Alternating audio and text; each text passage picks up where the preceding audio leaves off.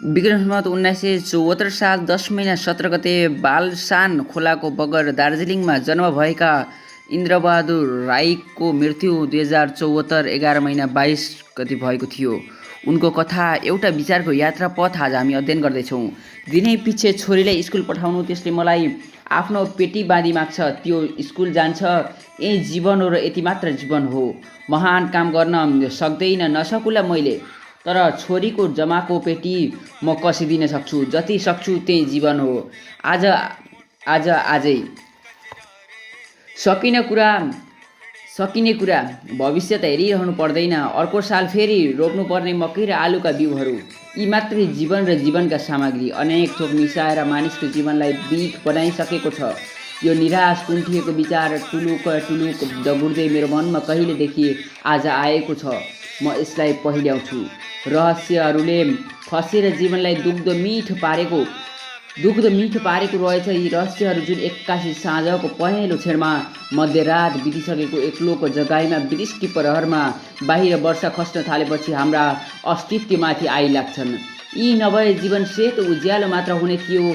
रहस्यहरू मैले पनि किनिराखेको छु। छानामा एकहोर वृष्टि पिटिएको बलेसीमा जुसिएको पानी तल भुइँमा रातभरि झरेको मलाई प्रिय छ।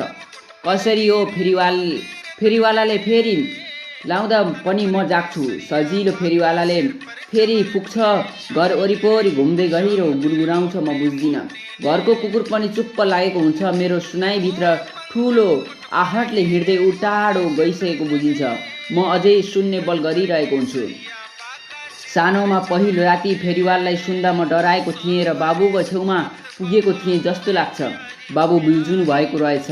मैले के सोधेँ होला, बाबुले भन्नुभयो भोलि बिहान हेर्नु। फेरीवाललाई हेर्दा देखिन्छ पनि मलाई यो पच्न निकै अन्धकार लाग्यो। बिहान दैलोमा फेरीवाल आएर उभिएछ। आमाले नाङ्लो लाउनुभयो। मैले भित्ताको दुलो देखि हेरेँ। आमाले साल हो कि फेरीवालको लुगा देखेँ, सेतो के देखेँ। फेरीवाललाई किन त्यत्रो थोक दिएको? हर्दी नुन चामल काटेर मैले सोधेँ। फेरीवालले लडाइँ गरी भूत धपाइदिन्छ, आमाले भन्नुभयो। राति अन्धकारका प्राणीहरू रमरम्ती डुल्दा रहेछन्। सुतेका हामीहरूलाई हेरेर जान्छन् होला। कालो रातमा झन् कालो तिनीहरूको आकार उभिएको र आइरहेको म आँखा फारेर देख्न सक्थेँ। फेरीवाल एक्लै त्यति बेला निस्किन्छ। तपाईँको मनमा अँध्यारो रहस्यहरू जम्मा हुन थालेछ। पछि पनि एक रात फेरीवाल आयो। आकाशबाट एक छायो सेतो जुन खसेर घरभित्र समेत छिटा उफ्रेका थिए। मैले उठेर आवाज नपारी झ्यालको पर्दा च्यातेर चियाएँ। गुम्लुङ्ग सेतो बर्को ओढेको मान्छे रहेछ। घरदेखि ओह्रालै गइसकेपछि कुकुरले ड्रुङ गर्यो। एकपल्ट जस्तो भुक्यो। ठुलो भइसकेपछि म आफ्नो आदर्शलाई सोझो आँखामा हेर्न सक्थेँ र एक बिहान थुप्रै थोक दिएर सोधेँ, तपाईँले उच्चारेको एक लवज बुझ्दिनँ म। के भन्नुहुन्छ दाइ तपाईँहरूले? उसले बतायो, उनीहरू शिवका अनुचर छन्। उसले एक पंक्ति लेखाइदियो, जहाँ तक जोगी फेरी बजाई उहाँ तक की रक्षे। शिवको बेलाको कल्पना आयो मलाई। शिव कुनै व्यक्ति नै थियो। हिमालयका पहाड हुँदो कुनै ठाउँ कुनै कालमा तिनको शरण सुरक्षा थियो। पीडितहरूलाई वीरत्वको युग थियो। उच्चार दिशा फेरि पुग्थ्यो। फेरि आवाज जहाँ तक पुग्थ्यो त्यहाँ तक उसको अधिकार, उसको शान्ति प्रतिद्वन्दी आवाज सुनेर चुप रहे हार्दथ्यो। आज पनि फेरि जोगी फेरि बजाएर रातमा समग्र द्वन्दी शक्तिहरूलाई आह्वान गरेर हिँड्छ। एक दिन म सिमाना बजार पुगेको थिएँ। घुसिएको दिन थियो। दाउरा ट्रकमा चढाएर पठाएपछि हामी ठेकदारसँगै उसको बासमा गयौँ। चिया दोकान पनि रहेछ उसको घर। दोकान कोठादेखि छिरेर हामी भित्र पस्यौँ। धुवाँले रङमङ्गिएको अन्धकार कोठा थियो। मेरो खुट्टाले मान्छे कुल्च्यो। मान्छे कुल्चिएको जुत्तामा पनि थाहा पाउँछौ। म उभिएँ रोकिएर। मान्छे कराएन पनि यसो चलेन पनि। अप्रकृति र एउटा अपुग लाग्यो। के छ यहाँ? मैले सोधेँ। निकै अघि निस्किएको घर मालिकले भन्यो, जोगी सुतेको छ। फेरीवाल, के कराएछु मैले? जोगिएर अब पाइला सारे खुट्टा नै खसेको जै लाग्दै थियो। फेरि अर्को मान्छे खुल्चे। कतिजना छन्? कराए रिसले। उता उज्यालोमा पुगिसकेको उसले दिक्क मानेर भन्यो, 25-30 जना होला। 25-30? मैले सोधेछु। कालो कोठामा अँध्यारोभित्र हेरेर भनेछु 30जना फेरिवाल।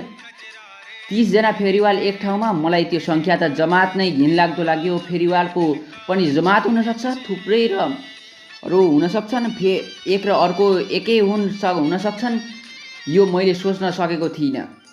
मेरो फेरिवाल एउटा हुन्थ्यो, एक्लै हिँड्थ्यो, अर्को फेरिवाल उसले थाहा पाएको हुँदैनथ्यो। नेपाली बाघको भयावह मूर्ति एक्लै गरी हेरेको छु। बाघ त्यसै बलियो हुन्छ, उसलाई पखेटा लगाइदिएकोले त्यसले समुद्र नागेर आउन सक्छ। तर त्यो बाघको फौजको कल्पनासँग मलाई घृणा लाग्छ। त्यो बाघ भए पृथ्वीमा एउटै हुनुपर्छ। म तिनीहरूको कोठामा आएँ। मास्तिरको एउटा खापा खोलेको देखेर यसले उज्यालो पसेको थियो कोठामा। 2 जनाले बिउजिएर ओधानमा आगो निकालेको रहेछ। जलेको आगोको धुवाँ थिएन। अब माटोको भुइँ ढाकेर मैलो बर्को एक-एकवटा तानेर मुख छोपेको धेरै शरीरहरू कुप्रेका र तन्केका थिए। सानो सानो मान्छेहरू मैला लुगाको फुस्रोहरू मिसिएको ह्वास्स गन्ध कोठामा एउटा बलब जति थियो। सुके बजारमा आइपुगेर मैले एउटा दाजुलाई सबै चोट सुनाएँ। उसले भन्यो, आदर्शहरू त्यसरी एक गर्दै सबै ढल्दै जान्छ। सदा रहने आदर्श एउटै छ, ईश्वरको आदर्श झन् मेरो अघि नै ढलिसकेको थियो। एउटा आदर्श, मेरो एउटा रहस्यको आज पतन भयो, भोलि अर्को एउटाको हुन्छ। राष्ट्रियता, सच्चरित्रता, साहित्यिकताको पछि सबै कुरा आदर्शहरू सिद्धिन्छन्। अनि के मैले यो जीवनलाई फाटेको टालो बनाएर ओडिराख्नु? घरको दैलोमा 10 रकमका माग्ने र ठग्नेहरू आएर उभिरहन्छन्। त्यसैले मेरो घरमा एउटा नियम छ, असहाय र अपाङ्गहरूलाई भए पैसा, मुठीदान, चिया, पुरानो कोट दिइहाल्छौँ। ठगाएर आएर उभिए घरको नियम छ, 1 दाना इस्कुस दिन्छौँ। बारीमा खोल्साभरि इस्कुस झरी बसेको हुन्छ, त्यही दिइहाल्छौँ। 1 दाना त्यो पनि थापेर आफ्नो याचिता र विनीयता देखाएर जान्छन् ठगारहरू। हिजो राति फेरि लाग्यो भन्छ। बिहान दैलोमा टाटेपाटे झोला खोलेर फेरिवाल उभि बसेको रहेछ। नानीहरूकी आमाले ठुलो थानमा अनेक थोक भाग लगाएकी रहेछन्। मैले रोकेँ अनि 1 दाना इस्कुस टिपेर गएँ, त्यही दिएँ। फेरिवालले हेऱ्यो, तिरस्कारसँग हेरेर नथापी त्यो गयो। मेरो एउटा आदर्श चकनाचुर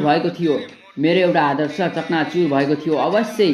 तर म जुन मानिस हुँ र मानसिकता अलिकति पनि चोइटिएको छैन रहेछ। म बाँचेको छु, चोइटिए पनि पुरै छु। दैलोमा मैले हर्ष र बल पाएँ।